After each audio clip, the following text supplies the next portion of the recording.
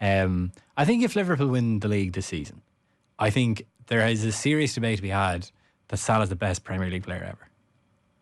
Because, like, you know, who are you going to argue against it? Like, Ronaldo's obviously one shout.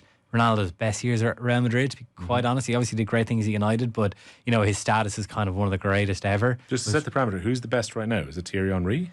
I don't know, man. I mean, Henry would be there, Shearer would be there, Kane would be there, De Bruyne would be there, Keane would be there.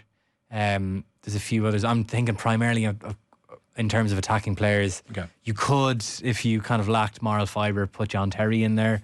But we're not going to do that. I just think that, like, he is quite underrated. It goes back to the old Beatles and Haaland are underrated principle. And the question was, like, when he first came on the scene at Liverpool in 2017, what was the most striking thing about him? When he came into Liverpool? Yeah, just like when you first watched him, what was the first element of his play that kind of took your breath away?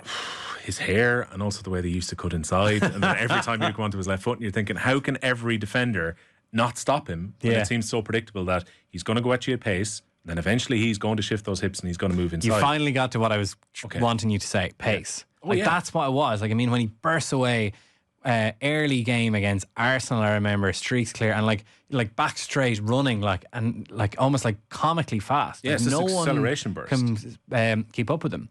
And his goal output was outrageous. And then you're wondering, okay, but what happens when that pace goes? What happens when he gets older? That has happened. Like, that's what I don't think people acknowledge. He's still pretty damn fast, but he's not able to beat a guy as easily as he once was. There were times even against Dan Burn on Monday when he was struggling to get away.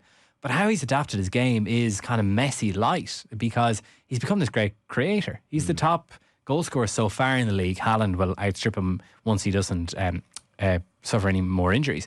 But he's also the top assister. So he's become like, his numbers goal scoring wise are still very, very high. But he's become a brilliant creator. I thought that with the Chelsea game, particularly started the season, where he played 2 or 3 beautiful passes, where the Salah of old would have went to go behind himself. Yeah, well, the whole thing was he never passed. You know, this is the Sadio Mane must be in Saudi Arabia looking at all these passes from Mo Salah. Like, what? What's Darwin got that I haven't? But it's just a matter of his age, really. And, you know, it was his. Okay, he scores the first goal, lovely move. To open the scoring against Newcastle, but then 2-1, he doesn't get the assist, but it's the key pass that sets Jota in behind. Scores a penalty, scores the fourth goal from the penalty spot, and the third is an outrageous kind of Trivela outside of the foot on his left foot into Gakpo, who did his best to miss it but couldn't. Such was the quality of the pass. So yeah, I just think that he's having an outrageous season, and I think he's either scored or assisted something like 52% of Liverpool's goals. Liverpool now look like City's main challenger.